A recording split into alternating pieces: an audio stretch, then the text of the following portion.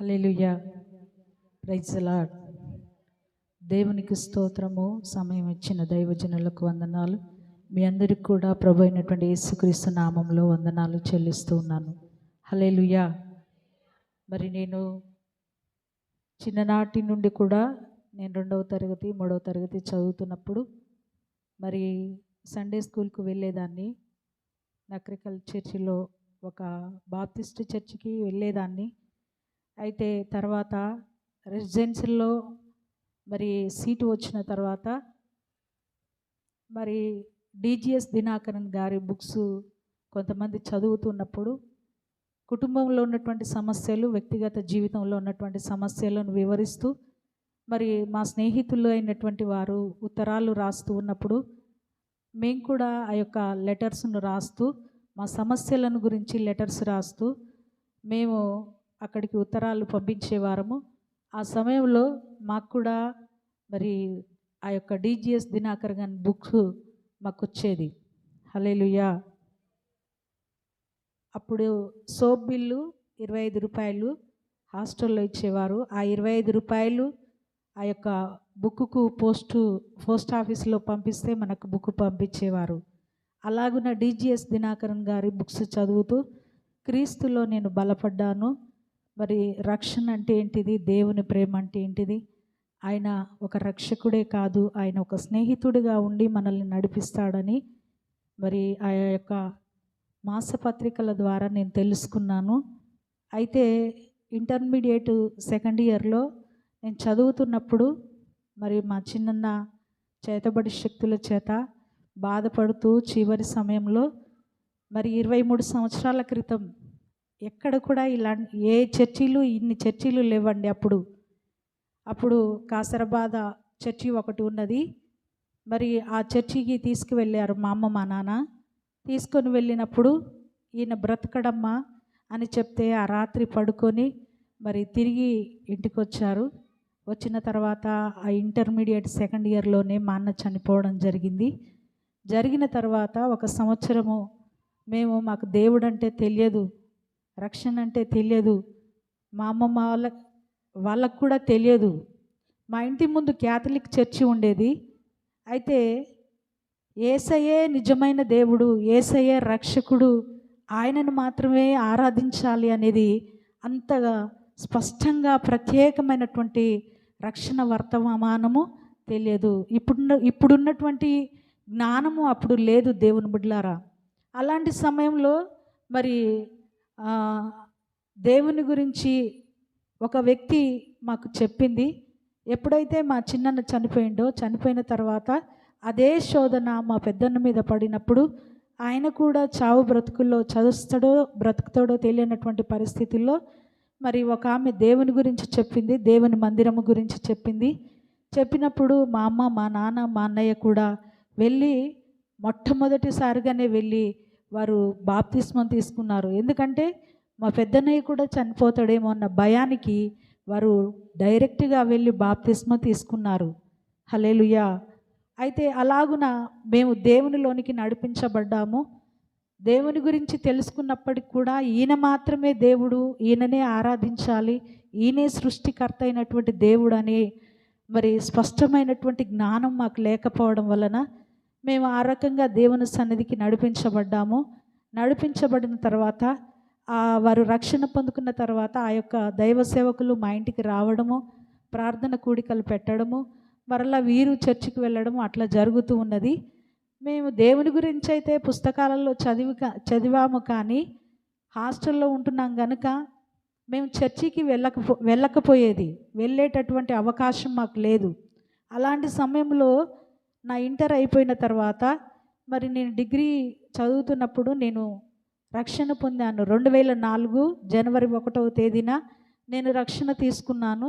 అయితే అప్పటి నుండి కూడా నేను మందిరానికి వెళ్ళేదానిని. అయితే ఆ యొక్క సేవకులు ఇంటికి వచ్చి ప్రార్థన పెడుతూ మరి మా అమ్మ వాళ్ళు బలపడుతూ ఉండేవారు. అప్పటికి కూడా మేము అప్పుడప్పుడు వెళ్తూ ఉండేవాళ్ళం. ఆదివార ఆజ్ఞ అనేది ఖచ్చితంగా పాటించాలని కూడా అప్పుడు మాకు తెలియదు.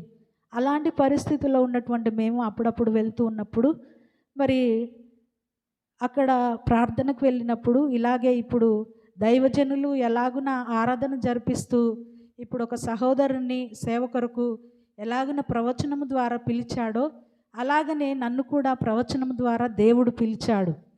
పిలిచినప్పుడు ఆ ప్రవచనాన్ని నేను లెక్క చేయలేదు. దేవుడు వాక్యం ద్వారా దర్శించాడు. 2-3 సేవకులు ద్వారా ప్రవచనం ద్వారా మాట్లాడాడు.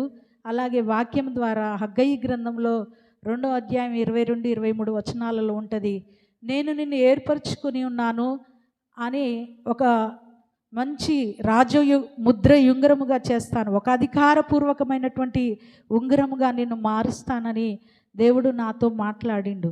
అయితే నేను ఆ వాక్యాన్ని కూడా నేను లోబడలేదు.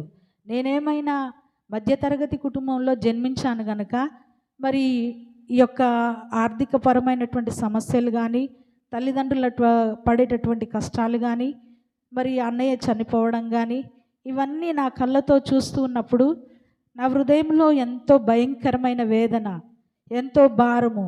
అయినప్పటికీ కూడా నేను బాగా చదవాలి, నేను ఏదో ఒక ఉద్యోగం సంపాదించాలి, నా కుటుంబాన్ని నేను పోషించాలి, నా తల్లిదండ్రులను నేను ఆదుకోవాలి అనేటటువంటి ఆలోచన నాకు బాగా ఉండేది.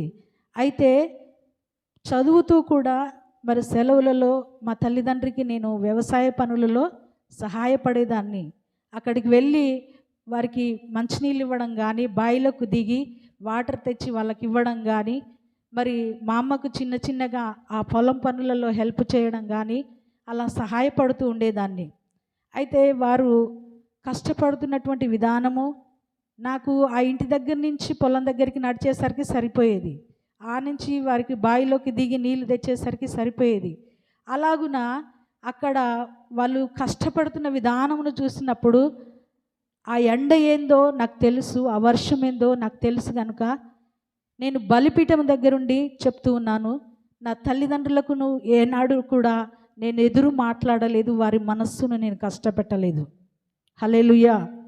అయితే వారికి అనుగుణంగా నేను కష్టపడుతూ మరి ఆ మోటు పని నాకు చేయడం రాదు, అయినా కూడా నా తల్లిదండ్రులకు నేను సహాయపడుతూ ఉండేదాన్ని. దేవుని బిడ్డలారా, అయితే దేవుని యొక్క పిలుపును నేను వ్యతిరేకిస్తూ నేను లోబడకుండా ఉన్నప్పుడు దేవుడు, నేను రక్షణ పొందినప్పుడే నాకు 2004వ సంవత్సరంలో ఒక వాగ్దానం ఇచ్చాడు. మరి యెషయా గ్రంథము 62వ అధ్యాయం 3వ వచనంలో దేవుని వాగ్దానము నాకు ఇవ్వబడింది. నీవు యెహోవా చేతిలో భూషణ కిరీటముగాను, నీ దేవుని చేతిలో రాజకీయ మకుటముగాను ఉందు అని నాకు మొట్టమొదటి సంవత్సరంలో వాగ్దానం వచ్చింది. వచ్చినప్పుడు దేవుని చేతిలో మరి నేను ఉంటానని ఉంది, కానీ ఎలా వెళ్తాను, ఏం చేయాలో నాకు అర్థం కాలేదు. అంత తెలివి జ్ఞానం లేదు అప్పుడు. 22-23 సంవత్సరాల క్రింద అంటే మరి ఇటువంటి చర్చీలు కానీ సువార్త ఇంత డెవలప్ కానీ కాలేదు. అలాంటి సమయంలో ఏమి ఆ వాగ్దానం యొక్క అర్థము కూడా మనకు తెలియదు. అలాంటి పరిస్థితుల్లో ఉన్నప్పుడు నేను మా తల్లిదండ్రులకు సహాయపడుతూ ఇలాగున ఉంటున్నటువంటి సమయంలో మరలా నా యొక్క చదువుతూ ఉన్నప్పుడు నేనేమైనా నాకు ఉద్యోగం కావాలి, నేను బాగా చదవాలి, ఉద్యోగం కావాలి. ఇంటర్మీడియట్లో కాలేజీ ఫస్ట్ వచ్చాను, డిగ్రీలో కాలేజీ ఫస్ట్ వచ్చాను. అలాగున నేను ఇంకా చదవాలి, నేను ఇంకా మరి ఏదో ఒక ఉద్యోగాన్ని సంపాదించాలనే మొండి పట్టుదలతో నేను ఉన్నాను. అలాంటి సమయంలో దేవుడు ఏం చేశాడంటే నా కుడికాలు పై నుంచి కింది వరకు కూడా భయంకరమైనటువంటి నొప్పిని కలగచేశాడు. ఎందుకంటే నేను వాక్యానుసారంగా మాట్లాడితే వాక్యానికి లోబడలేదు.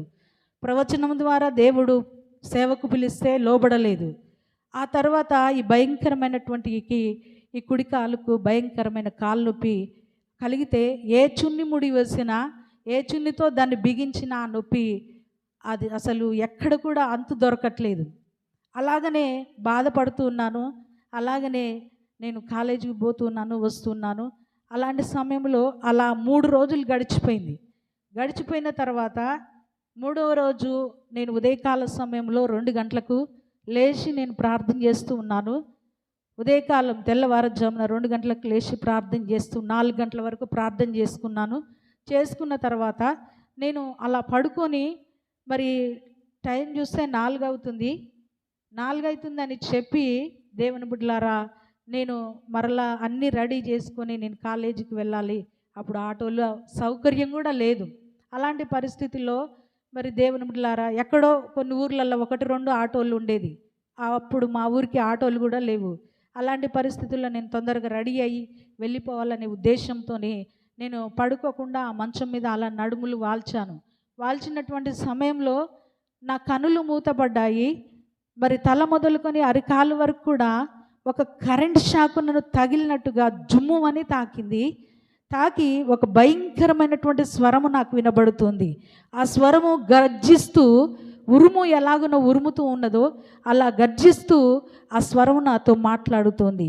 నా ప్రియకుమారి వినోద, నీవు నా సేవ చేయకపోతే ఇంతకంటే భయంకరమైన పరిస్థితి నీకు వస్తుంది అని చెప్పి ఆ స్వరం మాట్లాడుతుంది. నాకు స్వరం వినేది ఎప్పుడు అలవాటు లేదు. ఆయన ఏం మాట్లాడుతుండో కూడా నాకు అర్థం కాలే. ఫస్టు నా ప్రియకుమారి వినోద అని పిలిచిన దాకా కూడా అది అర్థం కాలే. అయితే తర్వాత ఇంతకంటే భయంకరమైన పరిస్థితి వస్తుంది నా సేవ చేయకుండే అని ఆయన నాతో మాట్లాడినప్పుడు నా శరీరం అంతా గడగడగడ వణికిపోతూ ఉన్నది. భయంకరమైనటువంటి వణుకుడు, భయము పుడుతూ ఉన్నది. అలాంటి సమయంలో మరలా ప్రశాంతంగా మారిన తర్వాత అదే స్వరము, మెల్లనైనటువంటి స్వరముతో ఆయన నాతో మాట్లాడుతున్నాడు. ఏమని మాట్లాడుతున్నాడంటే, అమ్మా నా మాట విను, నా పని చేయి తల్లి అని మాట్లాడుతున్నాడు. అయితే ఎప్పుడైతే ఆయన తగ్గించుకొని మెల్లనైనటువంటి స్వరంతో మాట్లాడాడో నాకు నా కండ్ల పొంటి నీళ్లు కారుతూ ఉన్నాయి. అయితే సృష్టికర్త అయినటువంటి దేవుడు నన్ను బ్రతిమలాడుతున్నాడు అని చెప్పి, ఆయన ఎక్కడ, మరి ఒక ఆడపిల్లనైనటువంటి నేను ఎక్కడ అని చెప్పి నేను ఏడుస్తున్నాను, కానీ నా కండ్లు రావడం లేదు. అలాగున 10 నిమిషాలు పట్టింది. నా శరీరం వణుకుతూనే ఉంది. లేచి మోకరించి, అయ్యా నన్ను క్షమించయ్యా, అయ్యా నన్ను క్షమించయ్యా అని అదొక్క పదమే వస్తుంది, కానీ నాకు ప్రార్థన కూడా రావట్లేదు. అలాంటి సమయంలో నేను తెల్లవారిన తర్వాత ఉదయకాల సమయంలో నేను మా నాన్నకు చెప్పాను, మా అన్నకు చెప్పాను. మా అన్న ఏమంటాడు, నువ్వు చదువుకొని మంచి ఉద్యోగం సంపాదించి ఏదైనా ఎక్కడైనా సేవ చెయ్యి, కానీ మరి ఇట్లా చదువును వదిలిపెట్టి ఉద్యోగానికి సేవకు వెళ్ళిపోవద్దని మా అన్న అంటున్నాడు. మా నాన్న ఏమంటున్నాడు, నాకు ఒక కొడుకు చనిపోయాడు, ఇప్పుడు ఎదిగినటువంటి నువ్వు కూడా, అప్పుడు నాకు 18 సంవత్సరాలు ఉంటాయి, అయితే 18-19 సంవత్సరాలు ఉంటాయి అనుకుంటా. అయితే అప్పుడు అన్నాడు, నాకు ఒక కొడుకు చనిపోయిండు, ఆ బాధ ఇంకా నాకు తీరిపోలేదు, 1-2 సంవత్సరాలు అవుతుంది, ఇప్పుడు నీవు కూడా చనిపోతే నేను జీర్ణించుకోలేను, నేను బ్రతకలేను, గనక నువ్వు ఏ మందిరంలోనైనా సేవ చేయి, నాకు అభ్యంతరం లేదని మా నాన్న చెప్పిండు. హల్లెలూయా.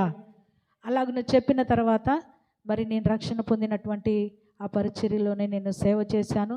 అక్కడ కూడా మరి దేవుని బిడ్డలారా, పరిచర్య అంటే చాలా ట్రైనింగ్లో చాలా హార్డ్ ఉంటుంది, చాలా రిస్క్ ఉంటుంది, నిద్ర ఉండదు, ఆహారం ఉండదు, మరి సుఖంగా నీడ పట్టున ఉన్నట్టే కనబడుతుంది మీకు, కానీ ఆ పరిచర్యలో ఉన్నటువంటి కష్టం ఏంటిదో దాన్ని అనుభవించిన వారికే తెలుస్తుంది. అయితే అలాగున నేను ముందుకు సాగిపోతూ ఉన్నప్పుడు దేవుని బిడ్డలారా, నా జీవితంలో కూడా కొన్ని కష్ట నష్టాలు, కొన్ని గాలి తుఫానులు అనేవి నా జీవితంలో కూడా వచ్చాయి. వచ్చినప్పుడు నేను ఎంతో బాధపడుతున్నాను, వేదన పడుతున్నాను. ఆ సమయంలో యెషయా గ్రంథంలో నుంచి 54వ అధ్యాయము 10వ వచనం నుంచి దేవుడు నాతో 11వ వచనం నుంచి దేవుడు నాతో సూటిగా మాట్లాడాడు. ఏమనంటే, ప్రయాసపడి గాలివాని చేత కొట్టబడి ఆదరణ లేక ఉన్నదానా, నేను నీలాంజనములతో నీ కట్టడమును కట్టుదును, నీలములతో నీ పునాదులు వేయుదును, మాణిక్యమణులతో నీ కోటకమ్మలను, సూర్యకాంతులతో నీ గుమ్మములను కట్టుదును, ప్రశస్తమైన రత్నములతో నీకు సరిహద్దులు ఏర్పరచుదును, నీ పిల్లలందరూ యెహోవా చేత ఉపదేశమునందుదురు, నీ పిల్లలకు అధిక విశ్రాంతి కలుగును, నీవు నీతిగల దానవై స్థాపింపబడదు, నీవు భయపడనక్కర్లేదు, బాధించువారు నీకు దూరముగా నుందురు, భీతి నీకు దూరముగా ఉండును, అది నీ దగ్గరకు రానే రాదు. హల్లెలూయా. అలాగున దేవుడు ఆ వాక్యంతో నాతో మాట్లాడినప్పుడు నిజంగా ఇటువంటి వాక్యం కూడా ఉంటుందా అనుకున్నాను. ఎందుకంటే మనం బైబిల్ మొత్తం చదవలేదు కదా ఆ సమయంలో. అలాగున మాట్లాడినప్పుడు ఎంతో ఆదరణ అనిపించింది. దేవుడు నన్ను నీతిగల దానిగా ఆయన స్థాపిస్తానంటున్నాడు, భయపడనక్కర్లేదంటున్నాడు అని ఆ వాగ్దానాలను పట్టుకొని నేను నిరీక్షణ కలిగి ముందుకు సాగిపోతున్నటువంటి సమయంలో దేవుని బిడ్డలారా, మీరు నమ్ముతారో నమ్మరో కానీ ఎంత ఎంత బొద్దుగా ఉన్నటువంటి మనిషిని నా ముఖంలో ఈ బొక్కలు, ఇటువంటి ఎముకలు అలాగున చాలా బక్కగా అయిపోయాను ఉపవాసముల చేత, అలాగనే ఈ భయంకరమైనటువంటి ఈ గాలి తుఫానుల చేత ఆదరణ లేక, మరి నా గొంతు మూగబోయి, నా నోటెమ్మటి మాట రాక, నా కండ్ల పొంటి నీళ్ళే కారేటటువంటి పరిస్థితులను నేను ఎదుర్కొన్నాను. అటువంటి సమయంలో కూడా దేవుడు, మరి ఆయన మాట్లాడకపోతే ఇక నాకు దిక్కు లేదు, ఆయన మాట్లాడకపోతే నన్ను ఆదరించేవారు లేరు.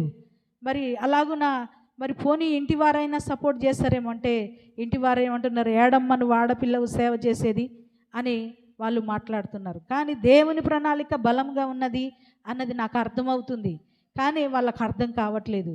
అలాంటి పరిస్థితులను నెట్టుకుంటూ వచ్చాను. దేవుని బిడ్డలారా, దేవుడే నన్ను నడిపించాడు అటువంటి పరిస్థితులలో. అయితే ఆయన వైపు చూస్తూ నడుస్తూ ఉన్నప్పుడు అదే యెషయా గ్రంథము 66వ అధ్యాయంలో ఒక మాట ద్వారా ఆయన నాతో మాట్లాడాడు. అయితే నేను అంటున్నాను, ఇంకెంతయ్యా, ఎంతకాలం అయ్యా ఈ బాధ, ఎంతకాలం అయ్యా ఈ శ్రమ, నా నోట మాట రావట్లేదు, నా కండ్ల పొంటి కన్నీరు తప్ప అని చెప్పి నేను బాధపడుతున్నప్పుడు యెషయా గ్రంథము 66వ అధ్యాయం 7వ వచనం నుంచి మాట్లాడాడు. ప్రసవేదన పడక మునుపు ఆమె పిల్లను కన్నది, నొప్పులు తగలక మునుపు మగపిల్లను కన్నది. అట్టి వార్త ఎవరు విని ఉండిరి, అట్టి సంగతులు ఎవరు చూచిరి? ఒక జనమును కనుటకు ఒకనాటి ప్రసవేదన చాలున, ఒక్క నిమిషంలో ఒక జనము జన్మించిన. సియోనుకు ప్రసవేదన కలుగుగా ఆమె బిడ్డను కనెనా? నేను ప్రసవేదన కలిగి చేసి కనిపించక మానదనా అని యెహోవా అడుగుచున్నాడు. హల్లెలూయా. అంటే ప్రసవేదన కలగ చేసినటువంటి నేను కనిపించక మానుతానా? అయితే ఒక జననమును కనడానికి ఒకనాటి ప్రసవేదన, ఒకనాటి బాధ సరిపోతుందా అని దేవుడు నాతో మాట్లాడుతున్నాడు. దేవుని ప్రణాళిక ఇంత గొప్పగా ఉన్నది, ఒక సంఘానికి తల్లిగా చేస్తాడు అని నాకు తెలియదు. ఇవన్నీ కూడా తెలియకుండానే దేవుని వాక్యం ద్వారా నాతో మాట్లాడుతూ ఉన్నప్పుడు నాకు అర్థం కాలేనటువంటి పరిస్థితుల్లో ఉన్నప్పటికీ ఆయన అయితే నాతో మాట్లాడుతున్నాడు. ఆయన వాగ్దానములను పట్టుకొని నేను ముందుకు వెళ్తానని నేను దేవుణ్ణి పట్టుకొని వెళ్తూ ఉన్నప్పుడు, దేవుని బిడ్డలారా, మరి ఈ యొక్క సమస్యకు పరిష్కారం ఏంటి అని బాధపడుతూ ఉన్నప్పుడు, మరి 2013లో మరి నా వివాహం జరిగింది. ఆ తర్వాత నేను ఒకటే అనుకున్నాను, దేవా నీ మందిరము ఊడ్చే భాగ్యము నాకు ఇస్తే చాలు, నీ మందిరంలో నివసించే భాగ్యము నాకుంటే చాలు, నిన్ను స్తుతించి ఆరాధించే ఆ వాతావరణము నాకుంటే చాలు, ఈ లోకంలో ఉండకుండా నీ సన్నిధిలో నివసించే భాగ్యము నాకు ఇస్తే చాలు అనుకొని మరి భీమారం చర్చిలో యాకోబన్న ఒక పరిచారకుడిగా ఉన్నటువంటి సమయంలో, మరి దేవుని యొక్క ప్రణాళికను బట్టి, దేవుని యొక్క దర్శనమును బట్టి, దైవ సేవకుల యొక్క ఆజ్ఞను బట్టి నేను యాకోబు గారిని వివాహం చేసుకోవడం జరిగింది. ఆ తర్వాత మరి కొంతకాలానికి, 1 సంవత్సరం లోపే మేము ఈ కల్లెపల్లికి రావడం జరిగింది. హల్లెలూయా. కల్లెపల్లికి రావడం జరిగింది. 1 సంవత్సరం లోపే మా వివాహం అయ్యి, మరి పవిత్ర కూడా జన్మించలేదు. మరి 7వ నెలల ఇక్కడ 6-7వ నెలల ఇక్కడ ప్రార్థన ఆరాధన స్టార్ట్ చేశాము. మరి 2014లో జూలై నెలలో ఇక్కడికి వచ్చాము. అయితే ఆ సమయం నుండి మరి దేవుని బిడ్డలారా, మరి అంత నిండు నెలలతో కూడా 9వ నెల 10వ నెల ఆడపిల్లకు 10 నెలలు మోస్తాం కనుక 10వ నెల కూడా నేను ఆరాధనకు రావడం జరిగింది. తర్వాత దేవుడు అద్భుతంగా ఈ స్థలమును చూపించాడు. ఈ స్థలంలో దేవుడు మందిరాన్ని కట్టించాడు. మరి ఈ స్థలము దేవుని మందిరం ఇచ్చాడు. నా కష్టాలు తెల్లారాయి అనుకున్నాను. నాకు భర్తనిచ్చాడు, మరి పరిచర్యనిచ్చాడు, నా కష్టాలు తెల్లారాయి, నా కష్టాలు తీరిపోయినాయి అని నేను అనుకున్నాను. కానీ దేవుని బిడ్డలారా, నాకు పాప జన్మించిన 37 రోజులకే మరి ఈ యొక్క చర్చి ఓపెనింగ్ కావడం జరిగింది. 37 రోజుల పాపం తీసుకొని నేను వచ్చాను. వచ్చినప్పుడు మరి ఇక్కడ ఏమి కూడా లేవు, ఒక గోడలు, ఈ యొక్క మందిరము తప్ప. కింద మాత్రం భయంకరమైనటువంటి స్థలము, గుంటలు రాళ్ళు ఉన్నాయి. అయితే ఆపరేషన్ చేసుకున్నటువంటి వ్యక్తిని అలాగే కింద పడుకోవడము. అలా బాధపడుతున్నటువంటి సమయంలో మరి ఒక 10 రోజుల దాకా నేను కిందనే పడుకున్నాను. పడుకున్నటువంటి సమయంలో ఒక తల్లి ఒక చిన్న మంచం తీసుకొచ్చి ఇచ్చింది. మరి ఎంత భయంకరం అంటే నేను ఒక్కదాన్నే ఉన్నాను. అయ్యగారు మరి యాకోబన్న బయటికి వెళ్ళినప్పుడు నేను ఒక్కదాన్నే ఉన్నప్పుడు కల్లెపల్లి ఊరి వాళ్ళే ఆశ్చర్యపోయారు. చిన్నపిల్ల తల్లి ఎలా ఉంటుంది ఆ అడవిలో అని వారు ఆశ్చర్యపోయారు. ఇక్కడ పిల్లర్కు ఒక పట్ట తిప్పుకొని ఇక్కడే ఆ చిన్న మంచంలో ఆ పాపను పడుకోబెట్టుకొని అలాగున ఉండేదాన్ని. అయితే మెల్లమెల్లగా మరి ఇక్కడికి రోగులు రావడము, అలాగనే దేవుని యొక్క మందిరము మరి అభివృద్ధి పరచబడము. ఇక్కడి నుంచి మళ్ళా మందిరం అయితే అభివృద్ధి చేసాము, కానీ మేము మాత్రము మరి గుడిసెలు వేసుకొని పట్టాలు కట్టుకొని ఉండడము. అలాగున 2 సంవత్సరాలు చాలా బాధపడినప్పటికీ దేవుడు మంచి ఒక రూమునిచ్చాడు నాకు. అంతేకాకుండా ఒక పాపనిచ్చాడు, బాబునిచ్చాడు. బాబుని ప్రవచనము ద్వారా మరి ఆయన ముందుగానే ఆయన కడుపులో ఉన్నప్పుడే 3వ నెల ఇర్మియా వంటి ప్రవక్తను నీకు ఇవ్వబోతున్నానని చెప్పి దైవ సేవకులకు చెప్పారు. మరి మంచి ప్రవక్త అయినటువంటి ఇర్మియా ప్రవక్త వంటి సేవకుని నా కడుపులో నుంచి దేవుడిచ్చాడు. మరి అలాగనే సేవను కూడా చాలా అభివృద్ధి చేశాడు. మరి దేవుని బిడ్డలారా, ఈ 11 సంవత్సరాలలో దేవుడు మాకు తోడుగా ఉండి, మీరు నమ్ముతారో నమ్మరో కానీ నేను నైట్ పూట బయటికి వెళ్తే కనీసం లైట్ కూడా నేను తీసుకొని పోను. అలాంటి పరిస్థితుల్లో యాకోబన్న నన్ను తిడుతూ ఉంటాడు, నువ్వు లైట్ తీసుకుపోవు, ఏం తీసుకుపోవు, ఒక అడవి మనిషి వెళ్ళినట్టు వెళ్తూ ఉంటావు, మరి నీకు భయం ఉండదేముండదు అని నా మీద కోపడుతూ ఉంటాడు. కానీ ఆయన నన్ను చూస్తూ ఉన్నాడు, ఆయన నిత్యము నన్ను కాపాడుతూ ఉన్నాడు. అందుకనే అదే ధైర్యము. ఈ అడవి ప్రాంతంలో ప్రాకారములు లేవు, గోడలు లేవు, అయినప్పటికీ కూడా ఆయన కంచె వేస్తున్నానని ఒక దర్శనంలో దేవుడు నాకు చూపించాడు. గేటు దగ్గర ఒక 10 అడుగులు ఎత్తున్నటువంటి ఒక వ్యక్తి నిలబడి ఆ ఈటలు పట్టుకున్నటువంటి వ్యక్తులను ఇందులోనికి బయట ఏదో ఒక భయంకరమైనటువంటి పరిస్థితి ఏర్పడింది. మరి ఒక గొప్ప వ్యక్తిని మరి కిడ్నాప్ చేశారు. అలాంటి పరిస్థితుల్లో బయట వాతావరణం చాలా గందరగోళంగా ఉన్నప్పుడు అక్కడ ఈటలు పట్టుకున్నటువంటి వాళ్ళు చాలామంది ఉన్నారు. మరి వాళ్ళని అంటున్నాడు ఈ 10 అడుగుల వ్యక్తి, దీని చుట్టూ నిలబడుర్రా, ఇళ్ళకొక్కడు కూడా రావడానికి వీలు లేదు అని చెప్పి ఆ 10 అడుగులు ఉన్నటువంటి వ్యక్తి ఆ ఈటలు పట్టుకున్నటువంటి వ్యక్తులను దీని చుట్టూ కూడా నిలబెట్టాడు. హల్లెలూయా. ఆ రోజున దేవుడు, ఎందుకంటే నువ్వు భయపడొద్దు, ఒక్కదాని ఉన్నవని భయపడొద్దు, దీని చుట్టూ నా యొక్క దూత కంచెను వేస్తూ ఉన్నానని దేవుడు చూపించాడు. ఈ 11 సంవత్సరాలలో, ఈ 12 సంవత్సరాలలో దేవుడు నా కాలుకు రాయి తగలకుండా నన్ను కాపాడాడు. హల్లెలూయా. ఏ సీసకు కానీ, లేకపోతే ఏ ముళ్ళు కానీ, ఏ ఇనుప మరి ఆ యొక్క శీలలు కానీ నా కాలుకు దిగినట్టు నేను చూడలేదు. దేవుని బిడ్డలారా, ఏ రాయి కూడా నా పాదముకు తగలకుండా దేవుడు నన్ను కాపాడాడు. ఆయన ఇచ్చినటువంటి వాగ్దానములను నెరవేర్చాడు. ఆయన పిలిచినటువంటి పిలుపును స్థిరపరిచాడు. ఆయన కృపలో నన్ను దాచాడు. ఆయన రెక్కల చాటు కింద నన్ను భద్రపరిచాడు. దేవుని బిడ్డలారా, అపవాది ఎన్నో రకాలుగా ఈ స్థలంలో నన్ను భయపడుతూ వచ్చాడు. వచ్చినప్పటికి కూడా దేవుడు నన్ను కాపాడుతూ ఉన్నాడు. భయంకరమైనటువంటి చీకటిలో నుండి ఒక వ్యక్తి వచ్చి నన్ను భయంకరమైనటువంటి కత్తితో నన్ను నరుకుతూ ఉన్నప్పుడు, నా భుజాల మీద ఆ కత్తితో నరుకుతూ ఉన్నప్పుడు నా భుజాల మీద ఉన్నటువంటి నా పై చర్మం కూడా ఊడట్లేదు ఆ కత్తితో ఆ వ్యక్తి నన్ను నరుకుతూ ఉన్నప్పుడు. కానీ దేవుడు నన్ను ఎంతో కాపాడాడు, సంఘాన్ని స్థిరపరిచాడు, మందిరమును కట్టాడు, దేవుడు ఎంతగానో నడిపించాడు. నేను ఎడారి వంటి నా జీవితము, కృంగిపోయినటువంటి నా జీవితము, భయంకరమైనటువంటి స్థితిలో నా స్వరము మూగబోయింది. కానీ ఈరోజు నా స్వరమెత్తి పాడడానికి ఆయన నన్ను నిలబెట్టాడు. కాబట్టి దేవుని బిడ్డలారా, ఈ రోజున మీరు ఎవరు కృంగిపోయినటువంటి స్థితిలో ఉన్నారో, ఎవరు ఎటువంటి పరిస్థితుల్లో, ఎటువంటి బంధకాలలో ఉన్నారో, నాకొకటే ఆధారం, ఒకటే నిరీక్షణ, వాగ్దానములను పట్టుకొని నేను ప్రార్థించాను, వాగ్దానములను ఎత్తిపట్టి నేను ప్రార్థించాను. నన్ను బలపరచడానికి నా తల్లిదండ్రి నన్ను బలపరచలే, ఆత్మీయ తండ్రులు నన్ను బలపరచలే, ఎవరు నన్ను ఆత్మీయులు కూడా నన్ను బలపరచలేదు. కానీ నా దేవుడు నన్ను వెంట ఉండి ఆయన స్వరమును వినిపిస్తూ ఆయన వాక్యము ద్వారా నన్ను బలపరిచి నన్ను ఇంతవరకు సజీవుల సంఖ్యలో ఉంచాడు. నా జీవితమును, ఎడారిగా ఉన్నటువంటి నా జీవితమును దేవుడు ఈ రోజున సమృద్ధితో నింపాడు. హల్లెలూయా. సమృద్ధితో నింపాడు. మీ జీవితాలను కూడా దేవుడు దీవిస్తాడు, సమృద్ధితో నింపుతాడు. కానీ కష్టాలు, శ్రమలు వచ్చినప్పుడు మనం బాధపడకూడదు.